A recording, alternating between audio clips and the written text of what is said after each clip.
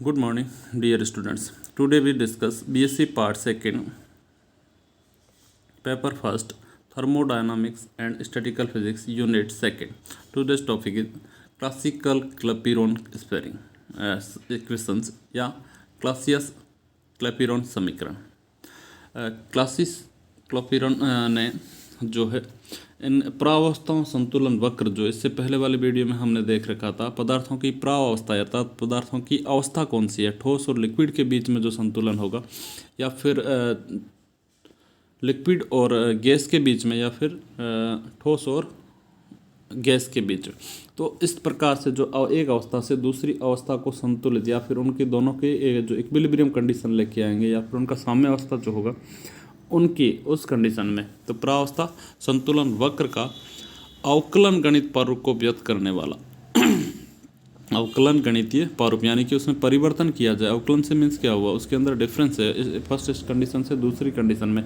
जैसे हमने वहाँ वक्र देखा पी और टी के बीच में, अगर वहाँ डीपी और डीटी में कितना चेंजेज है, यानी डीपी और डीपी में कितना चेंजेज है, तो चेंजेज जो अवकलित रूप बताएगा वो अवकलित संतुलन वक्र के समीकरण को अवकलित रूप से या गणितीय प्रारूप अवकलन गणित के रूप से उसको व्यक्त करने वाला समीकरण क्या कहलाता है, क्लासियस क्लैपिरॉन समीकरण।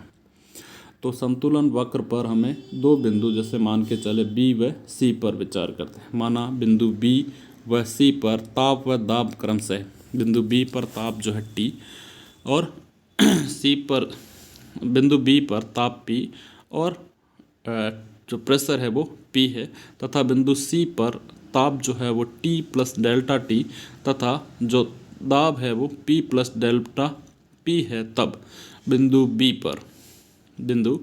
पर G1 TP is equal to G2 TP।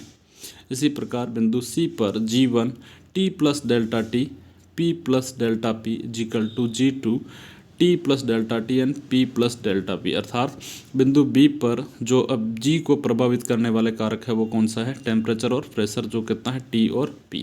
बिंदु सी पर G को प्रभावित करने वाले कारक या फिर G जो फंक्शंस है वो किसका है, T और P का। देन T है T plus delta T and P plus delta P. यदि ताप व दाब में परिवर्तन से गिब्स फलनों में परिवर्तन डेल्टा G1 एवं डेल्टा G2 हो तो G1 T plus delta T व P plus delta P is equal to G1 plus delta G2 and G2 delta T plus delta T P plus delta P is equal to क्या हो जाएगा, G plus delta G2। First equation जो दे रखी है उसमें G2 गलती से है, यहाँ पर क्या होगा G1 प्लस डेल्टा G1, और सेकंड इक्वेशन में क्या है G2 प्लस डेल्टा G2। तो उपरोक्त समझ से क्या होना चाहिए कि अगर ये कंडीशन जो है G1 या वक्र के ऊपर दोनों पॉइंट मौजूद है, अर्थात B व C पर G1 इक्वलेंट टू G2 होना चाहिए। तो इसी प्रकार जो इनमें परिवर्तन हुआ है, गिब्स फिल्मों में परिवर्तन हुआ है, delta G1 is equal to delta G2 भी होना चाहिए इक्विलिब्रियम कंडीशन से या संतुलन वक्र से। अर्थात G1 इजिकल टू देखा जाए G1 इजिकल टू या GI इजिकल टू क्या होगा, कैपिटल GI अपॉन NI, जहाँ G is equal to EI plus PVI minus TSI upon NI, जहाँ प्रावस्था 1 के लिए I इजिकल टू 1 एवं प्रावस्था 2 के लिए I is equal to 2। Then EI upon NI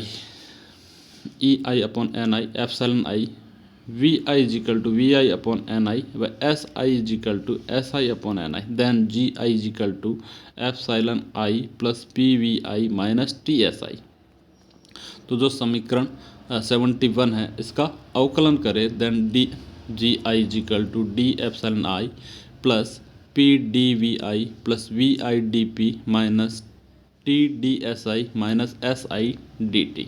then DGI is equal to minus SIDT plus VIDP, क्यों TDS is equal to क्या हो जाएगा, del DSI plus PDV। Then दोनों टर्म्स कैंसिल हो गई। देन DG इजिकल टू क्या बच गया, माइनस SIDT प्लस VIDP। इसी प्रकार समीकरण 17 व 72 से क्या हो जाएगा, minus S1 delta S1 DT plus V1 DP is equal to minus S2 DT plus V2 DP।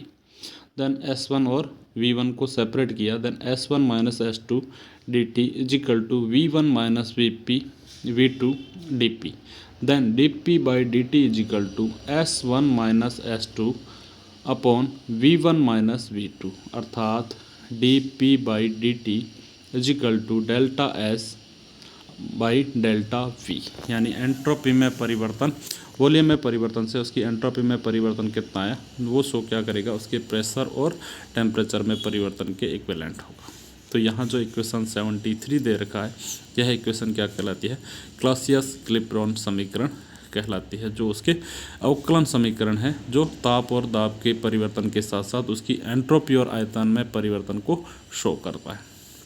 अर्थात प्रावस्था संतुलन वक्र पर पदार्थ की दोनों प्रावस्थाएं सह अस्तित्व में या फिर सामान्य संतुलन अवस्था में होगी, अतः प्रावस्था परिवर्तन के समय ऊष्मा का अवशोषण या उत्सर्जन होता है, जिसे पदार्थ की गुप्त ऊष्मा या लेटेंट हीट कहते हैं। अर्थात प्रावस्था 1 से प्रावस्था 2 में रूपांतरण से पदार्थ का अवशोषित ऊष्मा प्रति मोल L12 हो तो प्रति मोल पदार्थ की एंट्रोपी में परिवर्तन NS2 minus N1 is equal to DQ12 upon T या L12। यहाँ पर L1 मीन्स प्रावस्था 1 से 2 में चेंजेज हो रही है, अगर यहीं प्रावस्था T2 या फिर प्रावस्था 2 से 1 में चेंज होती है L21। तो समीकरण 73 से del P by del T is equal to L12 N V minus V2T then L12 upon T delta V, या delta V is equal to V1 minus V2, जहाँ इक्वेशन 75 जो है गुप्त ऊष्मा के पदों में क्या है, क्लॉसियस-क्लैपेरॉन समीकरण कहलाती है। नेक्स्ट है क्लॉसियस-क्लैपेरॉन समीकरण के अनुप्रयोग क्या है या इसके एप्लीकेशंस क्या है। तो क्लॉसियस-क्लैपेरॉन समीकरण द्वारा पदार्थ की प्रावस्था परिवर्तन पर उसके गलनांक, मेल्टिंग पॉइंट एवं क्वथनांक, बॉइलिंग पॉइंट पर दाब के प्रभाव का स्पष्टीकरण किया जा सकता है। फर्स्ट अगर देखिए क्वथनांक पर दाब का प्रभाव या effect of pressure on boiling point, जब पदार्थ द्रव प्रावस्था से गैस प्रावस्था में परिवर्तन होता है, यानी लिक्विड टू गैस में परिवर्तित होता है, तो उसके आयतन में सदैव वृद्धि होती है, अर्थात डेल्टा V धनात्मक होता है। अतः क्लॉसियस-क्लैपेरॉन समीकरण का दायां पक्ष L by T delta V धनात्मक प्राप्त होगा, जिससे dP बाई dt समीकरण का बायां पक्ष भी धनात्मक प्राप्त होता है, अर्थात दाब में वृद्धि करने पर ताप T में वृद्धि होती है। दूसरे शब्दों में दाब में वृद्धि करने पर पदार्थ के क्वथनांक में वृद्धि होती है। सेकंड, गलनांक पर दाब का प्रभाव, effect of pressure on melting point, गलनांक पर दाब का प्रभाव।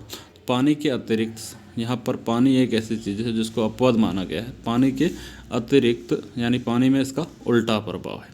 पानी के अतिरिक्त समर्थ पदार्थ ठोस प्रावस्था से द्रव प्रावस्था में परिवर्तित होने पर आयतन में वृद्धि होती है। पानी एक ऐसी चीज़ है जिसमें ठोस से द्रव में जाने पर उसके आयतन में कमी होती है। तो पानी के अतिरिक्त समस्त जो ठोस पदार्थ है, ठोस पदार्थ जैसे सॉलिड फेज से द्रव अवस्था में लिक्विड फेज में परिवर्तित होने पर उसके आयतन में वृद्धि होती है, और जबकि यहाँ कमी नहीं होती, जबकि पानी में क्या रहता है, उसका आयतन समान रहता है, कोई चेंजेज नहीं होता, जिस कारण डेल्टा V का मान धनात्मक होता है, अर्थात जिससे delta P by delta T का मान सदैव धनात्मक रहता है, अर्थात दाब में वृद्धि करने पर पदार्थ के गलनांक में वृद्धि होती है, जबकि पानी के लिए डेल्टा V का मान ऋणात्मक होता है। प्राप्त होने के कारण दाब बढ़ाने पर गलनांक के मान में कमी प्राप्त होती है। तो यहाँ पर हमने क्लॉसियस-क्लैपेरॉन समीकरण से दो चीज़ हुई, क्वथनांक पर दाब का प्रभाव क्या होगा और गलनांक पर दाब का प्रभाव क्या होगा।